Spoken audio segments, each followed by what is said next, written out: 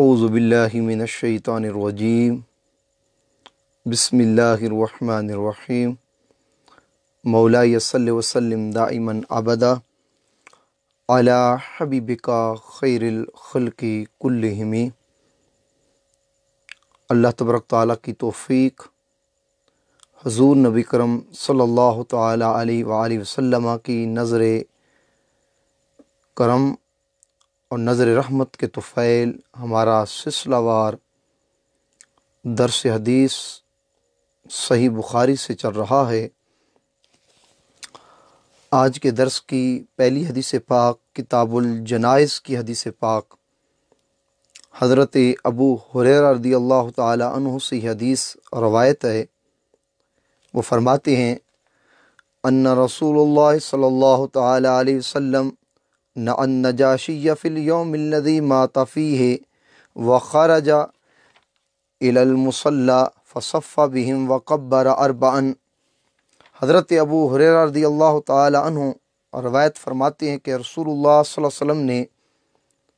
جب حبشہ کا بادشاہ نجاشی وصال کر گیا، فوت ہو گیا، تو نبی علیہ الصلوۃ والسلام نے مدینہ میں بیٹھ کر اس کے مرنے کی اطلاع صحابہ کرام کو دی۔ جس لمحے، جس وقت، جس گھڑی وہ فوت ہوا تو نبی علیہ الصلوۃ والسلام نے صحابہ کرام کو اس کے مرنے کی اطلاع دی۔ یہ نبی علیہ الصلوۃ والسلام کا علم ہے، یہ نبی علیہ الصلوۃ والسلام کا کشف ہے، یہ نبی علیہ الصلوۃ والسلام کو اللہ نے وہ نگاہ نبوت عطا فرمائی کہ کہاں حبشہ اور کہاں سرزمین مدینہ، لیکن نبی علیہ الصلوۃ والسلام کے اللہ تبارک تعالیٰ نے نبی علیہ الصلوۃ والسلام کو علم اور وہ کشف اور وہ نگاہ عطا فرمائی تھی کہ نبی علیہ الصلوۃ والسلام اپنے آنکھوں سے، اپنے علم سے، اپنے کشف سے دور کی چیزوں کو، مستقبل میں ہونے والے امور کو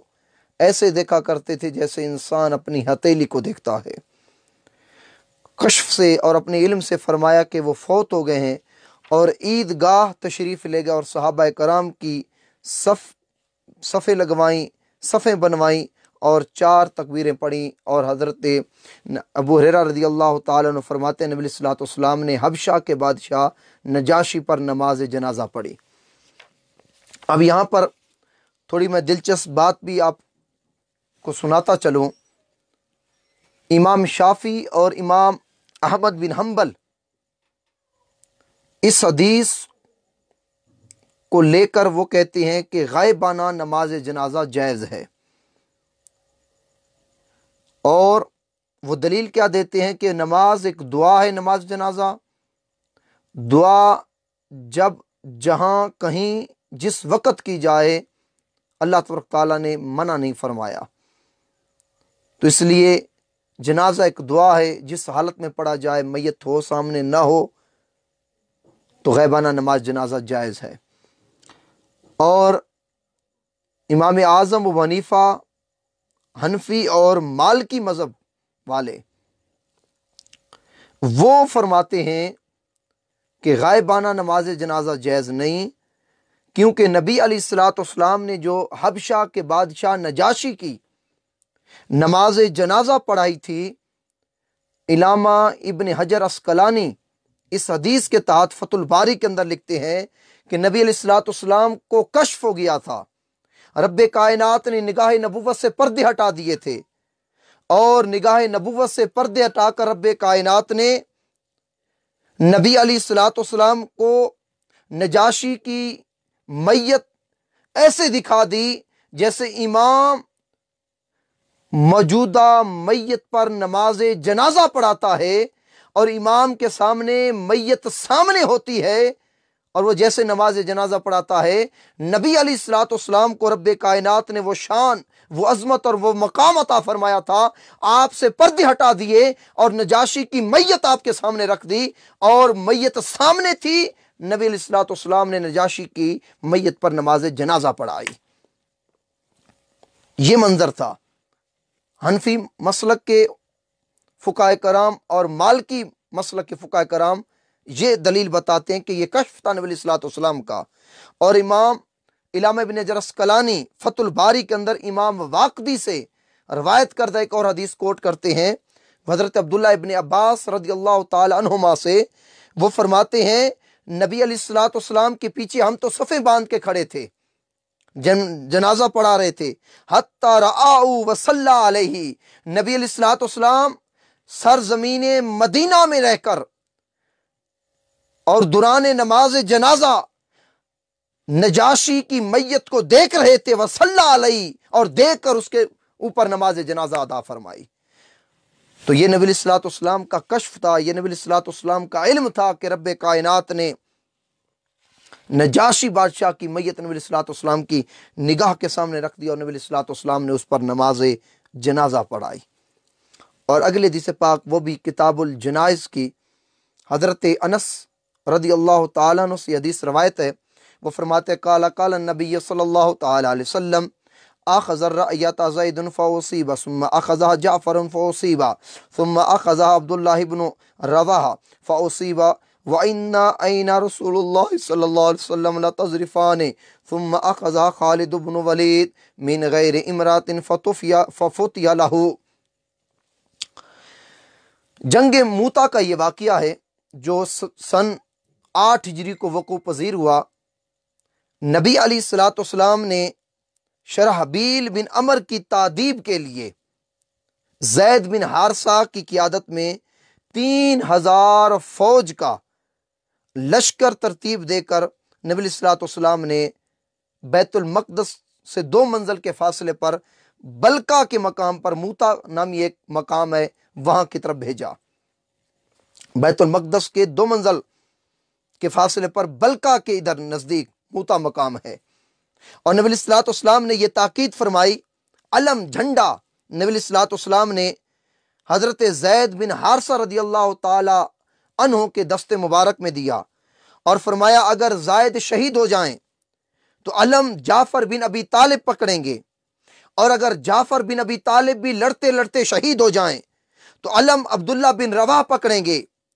جب نبی علیہ الصلوۃ والسلام نے تینوں صحابہ کے نام لیے، پہلے زید بن حارثہ کا نام لیا کہ علم ان کے ہاتھوں میں دیا، پھر فرمایا شہید ہو جائیں، دوسرے نمبر پر علم جعفر بن ابی طالب پکڑیں گے، فرمایا اگر یہ بھی شہید ہو جائیں تو تیسرے نمبر پر علم عبداللہ بن رواحہ رضی اللہ تعالی عنہما پکڑیں گے۔ جب نبی علیہ الصلوۃ والسلام نے یہ فرمایا، ایک یہودی اس مجلس میں موجود تھا اور یہ ساری باتیں وہ یہودی سن رہا تھا۔ قربان جائیں اس وقت کے یہودی کے عقیدے پر، کہ یہودیوں کا بھی عقیدہ تھا اور آج کے ملا کا یہ عقیدہ نہیں۔ آج کے ملا منبر پر بیٹھ کر نبی علیہ الصلوۃ والسلام کے علم پر تانا زنی فرماتے ہیں، آقا علیہ الصلوۃ والسلام کی ذات مبارکہ سے نقص اور عیب نکالنے کی کوشش کرتے ہیں، لیکن قربان جائیں اس وقت جب نبی علیہ الصلوۃ والسلام یہ لشکر تیار فرما رہے تھے، اس لشکر کو ترتیب دے رہے تھے، اور علم باری باری کہہ رہے تھے کہ یہ فلاں اٹھائے گا، فلاں اٹھائے گا، یہ شہید ہوگا، یہ اٹھائے گا۔ اس کے بعد یہودی نے یہ کلام سنا تو یہودی پکار اٹھا، کہا اگر میں سچا ہوں تورات کے پڑھنے کے مطابق، اور اگر یہ نبی سچا ہے جو فرما رہا ہے، تو میرے علم کے مطابق تم تینوں اس جنگ میں شہید ہو جاؤ گے۔ یہ یہودی نے کہا تم تینوں اس جنگ میں شہید ہو جاؤ گے، اور ہوا بھی ایسا۔ اس یہودی کے قول کے مطابق یہ تینوں صحابہ جن کے نام نبی علیہ الصلوۃ والسلام نے لیے تھے شہید ہو گئے۔ کیوں؟ انہوں نے کہا اس لیے نبی علیہ الصلوۃ والسلام جو واقعہ مستقبل میں ہونا تھا، تم نے جا کر کئی دنوں کے بعد جنگ موتا بپا ہونی تھی اور لڑائی کرنی تھی شرحبیل بن عمر کے لشکر کے ساتھ، تادیباً ان کے لیے بھیجا جو تھا نبی علیہ الصلوۃ والسلام نے۔ وہ جو منظر مستقبل میں ہونے والا تھا، اور اس جنگ کے اندر ترتیب کے ساتھ جن جن صحابہ نے شہید ہونا تھا، نبی علیہ الصلوۃ والسلام نے ترتیب کے ساتھ ان کے نام بتائے۔ فرمایا زید بن حارثہ شہید ہو گئے، علم جعفر بن ابی طالب پکڑیں گے۔ یہ اشارہ تھا کہ زید بن حارثہ شہید ہو جائیں گے۔ علم فرمایا دوسرے نمبر پر جعفر بن ابی طالب پکڑیں گے رضی اللہ تعالی عنہ، اور فرمایا اگر جعفر بن ابی طالب بھی شہید ہو جائیں تو تیسرے نمبر پر علم عبداللہ بن رواحہ پکڑیں گے۔ یہ اشارہ تھا کہ حضرت جعفر بن ابی طالب رضی اللہ تعالی عنہ بھی شہید ہو جائیں گے، اور تیسرے نمبر پر حضرت عبداللہ بن رواحہ شہید ہو گئے۔ یہ مستقبل میں بھی خبر دی اور جب لشکر چلا گیا، جنگ بپا ہوئی اور میدان جنگ سج گیا، جنگ موتا کی لڑائی جاری ہے، اور اس جنگ میں جو جو چیز ہو رہی تھی، بیت المقدس کی سرزمین پر یہ جنگ بپا ہے، اس فاصلے پر اس جنگ کے اندر جو جو منظر پیش آ رہا تھا، اس منظر کو آپ کے میرے نبی علیہ الصلوۃ والسلام مسجد نبی کے اندر بیٹھ کر منبر پر صحابہ کو ایک ایک پل کی خبر دے رہے تھے۔ یہ علم مصطفیٰ تھا، یہ کشف مصطفیٰ تھا، یہ نگاہ نبوت تھی کہ مدینہ میں بیٹھ کر جنگ موتا کا نظارہ اپنی آنکھوں سے مشاہدہ فرما رہے تھے، اپنی آنکھوں سے اس نظارے کو۔ اور جب حضرت زید بن حارثہ شہید ہوئے تو آقا علیہ الصلوۃ والسلام نے فرمایا زید بن حارثہ شہید ہو گئے، اور ان کا علم نبی علیہ الصلوۃ والسلام نے فرمایا جعفر بن ابی طالب نے پکڑ لیا۔ پھر آقا نے فرمایا جعفر بن ابی طالب بھی شہید ہو گئے۔ شہید وہاں ہو رہے ہیں کئی فاصلے پر، بیت المقدس کے مقام پر، اس کے گرد ایک مقام ہے، بلکہ کے نزدیک موتا نامی ایک مقام ہے، وہاں شہید ہو رہے ہیں۔ اس منظر کی نبی علیہ الصلوۃ والسلام خبر آقا علیہ الصلوۃ والسلام مدینہ میں بیٹھ کر صحابہ کرام کو دے رہے ہیں۔ قربان جائے مصطفیٰ کے علم پر، آقا علیہ الصلوۃ والسلام کی نگاہ نبوت پر، آقا علیہ الصلوۃ والسلام کے کشف اور مشاہدے پر، کہ آقا علیہ الصلوۃ والسلام صحابہ کو ایسے بتا رہے تھے اس جنگ کا منظر جیسے انسان اپنی ہتھیلی کو دیکھ کر، اور اس کے ہتھیلی کے دیکھنے میں کوئی شک نہیں ہوتا، اس طرح آقا علیہ الصلوۃ والسلام جنگ موتا کا منظر صحابہ کو اس طرح بیان فرما رہے تھے۔ اور فرمایا حضرت جعفر بن ابی طالب شہید ہو گئے، علم عبداللہ بن رواحہ نے لے لیا اور وہ بھی شہید ہو گئے۔ یہاں بیان کر کے آقا علیہ الصلوۃ والسلام کی مبارک آنکھوں سے آنسو جاری ہو گئے، آنسو جاری ہو گئے آقا علیہ الصلوۃ والسلام کی مبارک آنکھوں سے۔ فرمایا چوتھے نمبر پر علم خالد بن ولید نے اٹھا لیا ہے، حالانکہ انہیں حکم نہیں تھا، بغیر حکم کے علم اٹھایا، اللہ نے ان کے ذریعے مسلمانوں کو فتح عطا فرمائی۔ اب مصطفیٰ علیہ الصلوۃ والسلام کے علم پر آج کے جو کم علم حضرات، ملا حضرات علم مصطفیٰ پر تانا زنی کرتے ہیں، انہیں صحیح بخاری کے حدیث کا مطالعہ کرنا چاہیے کہ آقا علیہ الصلوۃ والسلام نے مستقبل میں ہونے والے امور کی بھی خبر پہلے ہی سے صحابہ کو دے دی تھی، اپنی امت کو۔ اور جو منظر جنگ موتا میں پیش آ رہا تھا اور ترتیب بار جو صحابہ شہید ہو رہے تھے، ان کے شہادت کی خبر نبی علیہ الصلوۃ والسلام سرزمین مدینہ میں بیٹھ کر اپنے صحابہ کو دے رہے ہیں۔ اور جب جنگ ختم ہوئی، حضرت خالد بن ولید کے ہاتھوں اللہ تبارک تعالیٰ نے اس لشکر کو فتح عطا فرمائی، آقا نے اس فتح کی خوشخبری بھی اپنے صحابہ کو عطا فرمائی۔ اور یہ کیسے شہید ہوئے؟ روایات میں آتا ہے، حضرت عبداللہ بن عمر رضی اللہ تعالی عنہما فرماتے ہیں ہم نے جعفر بن ابی طالب کے شہیدوں میں تلاش کیا تو دیکھا کہ ان کے جسم پر نیزے اور تیر کے 90 زخم تھے، تیز تیر اور نیزے کے 90 زخم تھے، اور ایک بھی زخم تیروں کا، تلواروں کا اور نیزوں کا پیٹھ پر نہیں تھا، سارے زخم سینے پر تھے۔ یہ ایک نشانی تھی کہ مصطفیٰ علیہ الصلوۃ والسلام کے غلام دلیر ہیں، شجاعت و بہادری رکھنے والے ہیں، یہ پیٹھ دکھا کر بھاگنے والے نہیں بلکہ سینہ سپر ہو کر دشمن سے مقابلہ کرنے والے ہیں۔ یہ جان تو دے سکتے ہیں، سر سے کٹا سکتے ہیں، باطل کے سامنے سر جھکا نہیں سکتے، یہ گردن تو کٹا سکتے ہیں، میدان جنگ میں اپنی پیٹھ دکھا نہیں سکتے۔ 90 زخم سینے پر لگے۔ جب ان کا دائنا ہاتھ کٹ گیا، انہوں نے علم بائیں ہاتھ سے پکڑ لیا، اور یہ بھی کٹ گیا تو دونوں ہاتھ کٹے، ہاتھوں سے دونوں ہاتھوں کے کٹوے ملا کر انہوں نے علم تھام لیا تھا۔ اس منظر سے اور اس جنگ میں حضرت خالد بن ولید کے ہاتھوں سے 9 تلواریں ٹوٹیں، 9 تلواریں ٹوٹیں، اور ایک یمنی تلوار جو تھی آخر میں رہ گئی، 9 تلواریں ٹوٹیں۔ اس جنگ کو رب کائنات نے خالد بن ولید کے ہاتھوں سے فتح سے ہمکنار فرمایا۔ تو یہ ایک واقعہ تھا کتاب الجنائز کا، میں نے بتایا کہ نبی علیہ الصلوۃ والسلام کو اللہ نے علم کیسا عطا فرمایا تھا، کشف کہتا تھا نبی علیہ الصلوۃ والسلام کا، کہ دور کی خبریں نبی علیہ الصلوۃ والسلام اپنی نگاہ نبوت سے دیکھ کر صحابہ کو بتایا کرتے تھے، مستقبل میں ہونے والے امور کی خبریں پہلے ہی سے نبی علیہ الصلوۃ والسلام اپنے کشف اور علم کے ذریعے دیکھ کر جو اللہ نے آپ کو عطا فرمایا تھا اس سے دیکھ کر اپنے صحابہ کرام کو اس سے مطلع فرما دیا کرتے تھے، مطلع فرما دیا کرتے تھے۔ اب اگلی حدیث پاک، وہ بھی کتاب الجنائز کی حدیث پاک، حضرت اسحاق بن عبداللہ بن ابی طلحہ نے خبر دی کہ انہوں نے حضرت انس رضی اللہ تعالی عنہ کو یہ فرماتے ہوئے سنا۔ وہ فرماتے ہیں کہ ابو طلحہ کے ایک صاحبزادے بیمار ہو گئے اور ابو طلحہ بہر تھے، اور اس بیماری میں ابو طلحہ کے بیٹے کو وصال ہو گیا، فوت ہو گئے۔ تو حضرت ابو طلحہ نے بھی پوچھا کہ بچہ کیسا ہے؟ انہوں نے کہا سکون کے ساتھ ہے، مجھے امید ہے قد استہرا، وہ آرام پا گیا ہے۔ وظن ابو طلحہ انہا صادقۃ، حضرت ابو طلحہ نے گمان کیا وہ سچ کہہ رہی ہے۔ قال فبات فلما اصبح اغتسل فلما اراد ان يخرج علمت انه قد مات فصلى مع النبي صلى الله عليه وسلم ثم اخبر النبي صلى الله عليه وسلم بما كان منها فقال رسول الله صلى الله عليه وسلم لعله ان يبارك لهما في ليلتهما۔ رات گزر گئی اور حضرت ابو طلحہ رضی اللہ تعالیٰ عنہ نے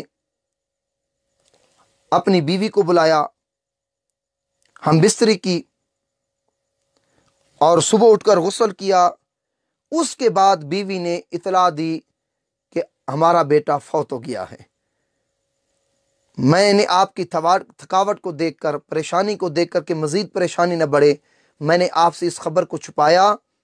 اور رات آپ کے ساتھ گزاری۔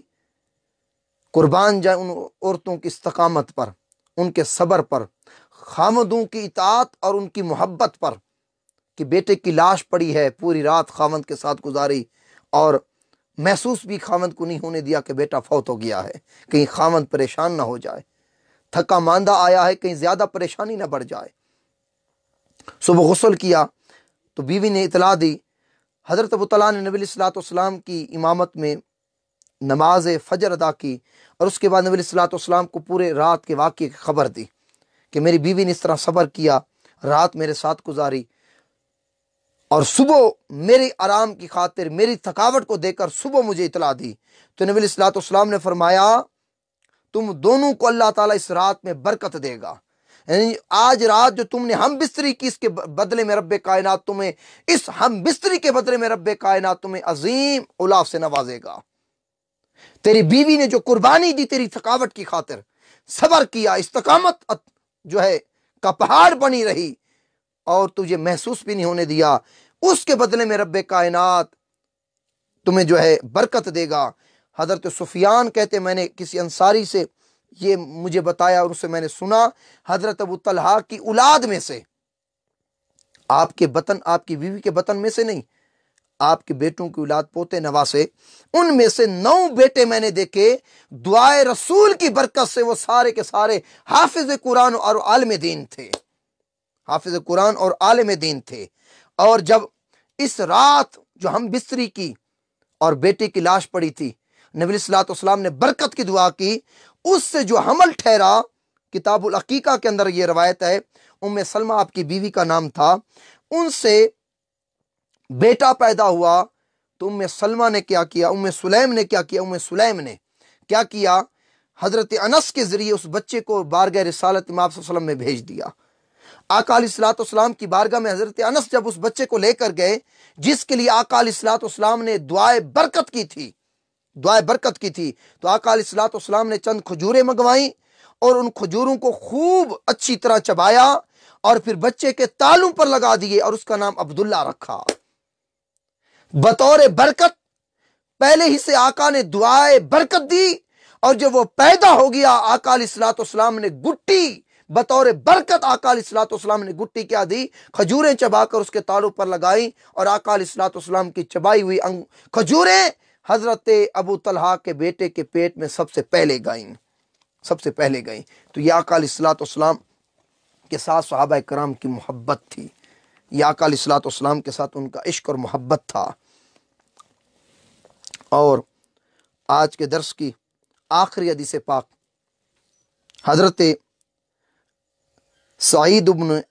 ابی ایوب رضی اللہ تعالیٰ عنہ اس حدیث کے روایت کے فرماتے ہیں، حضرت ابی عقیل رضی اللہ تعالیٰ عنہ سے، وہ فرماتے ہیں ان ابی عقیل انہ کان یخرج به جدہ عبداللہ ابن حشام من السوق، وہ فرماتے ہیں میرے دادا حضرت ابو عقیل فرماتے ہیں میرے دادا عبداللہ بن حشام مجھے بازار کی طرف اپنے ساتھ لے کر جاتے، فیشتری طعام، ہم کھانا خریدتے، سودا خریدتے، طعام خریدتے، فیلقاء ابن زبیر و ابن عمر، ان کی ملاقات حضرت عبداللہ ابن زبیر اور حضرت عبداللہ ابن عمر کے ساتھ ہوتی، فیقولان، وہ ان دونوں سے کہتے، میرے دادا عبداللہ بن زبیر اور حضرت عبداللہ ابن عمر سے کہتے، اشرکنا، میرے دادا کہتے اس کاروبار میں مجھے بھی شریک کر دو، کیوں؟ کہتے قد دعا لک بالبرکہ، تم وہ ہو جن کے لیے برکت کی دعا مصطفیٰ نے کی تھی، برکت کی دعا مصطفیٰ نے کی تھی، دعائے مصطفیٰ کی وجہ سے تم جو کاروبار کرتے ہو اللہ اس کے اندر برکتیں دیتا ہے، برکت مصطفیٰ کی وجہ سے اس کاروبار کے اندر مجھے بھی شامل کر دو تاکہ برکت مصطفیٰ کا فیض مجھے بھی ملے۔ فربما اصاب الراحلۃ کما ہیا فیبعث بها الی منزلی، ایک اونٹ کے بوجھ کا پورا غلہ نفع میں آ جاتا، اتنا کاروبار کرتے، ایک اونٹ کے بوجھ کا پورا غلہ نفع میں آ جاتا، وہ اپنے گھر بھیج دیا کرتے تھے۔ تو دعائے رسول کی وجہ سے آقا علیہ الصلوۃ والسلام جسے دعا دے دیتے اس کی اولاد میں برکتیں آ جاتی ہیں، جسے دعا دے دیتے اس کے کھانے میں برکت آ جاتی، جسے دعا دیتے اس کی عمر میں برکتیں آ جاتی، جسے دعا دے دیتے اس کے کاروبار میں بھی برکتیں آ جاتی تھیں۔ دعائے مصطفیٰ کو رب کائنات نے اتنی برکات سے نوازا تھا۔ حضرت ابو بردہ رضی اللہ تعالیٰ عنہ روایت کرتے ہیں حضرت ابو موسیٰ اشعری رضی اللہ تعالیٰ عنہ سے، فرماتے قال ولد علی غلام، حضرت ابو موسیٰ اشعری رضی اللہ تعالیٰ عنہ فرماتے میرا بیٹا پیدا ہوا، فآتیت به النبی صلی اللہ علیہ وسلم، میں آقا علیہ الصلوۃ والسلام کی بارگاہ میں لے کر گیا۔ کہ دیکھیں کتنے واقعات یہ میں بتائے میں نے صحیح بخاری سے، ایک صحابی کا عقیدہ نہیں تھا کہ ان کا بچہ پیدا ہوتا وہ بارگاہ رسالت میں آپ صلی اللہ علیہ وسلم لے کر جاتے، جمیع اہل مدینہ اور جمیع صحابہ کا یہ عقیدہ تھا، ان کے ہاں جو بھی اولاد پیدا ہوتی وہ پیدا ہونے کے بعد اپنی اولاد کو بارگاہ رسالت میں آپ صلی اللہ تعالی وسلم میں لے کر جاتے، اور ان کی خواہش یہ ہوتی تھی کہ ہماری اولاد کے پیٹ میں سب سے پہلے بطور برکت مصطفیٰ کا گٹی اور مصطفیٰ علیہ الصلوۃ والسلام کی چبائی ہوئی چیز نبی علیہ الصلوۃ والسلام کا لعاب دان جائے۔ فسمّا ابراہیم، بیٹے کو لے کر گیا، آقا نے اس کا نام ابراہیم رکھا، فحنکہ بتمرۃ، اور کھجور چبا کر آقا علیہ الصلوۃ والسلام نے گٹی اور بطور برکت تالو کے ساتھ لگا کر اس کے منہ کے اندر ڈالی، فدعا لہ بالبرکہ، اور آقا علیہ الصلوۃ والسلام نے اس کے لیے برکت کی دعا بھی فرمائی۔ تو آقا علیہ الصلوۃ والسلام نے بطور برکت گٹی بھی دی کھجور چبا کر، اور آقا علیہ الصلوۃ والسلام نے اس کے لیے بطور برکت دعا بھی فرمائی۔ تو آج کی یہ نشست علم و کشف اور دعائے مصطفیٰ صلی اللہ علیہ وسلم کے بارے میں تھی۔ انشاءاللہ تبارک تعالیٰ ہر روز سلسلہ وار ہمارا درس صحیح بخاری چل رہا ہے، اللہ تبارک تعالیٰ نے زندگی عطا فرمائی۔ انشاءاللہ تبارک تعالیٰ نماز تراویح کے بعد 10:15 بجے کل پھر انشاءاللہ ملاقات ہوگی۔ وما علینا الا البلاغ المبین۔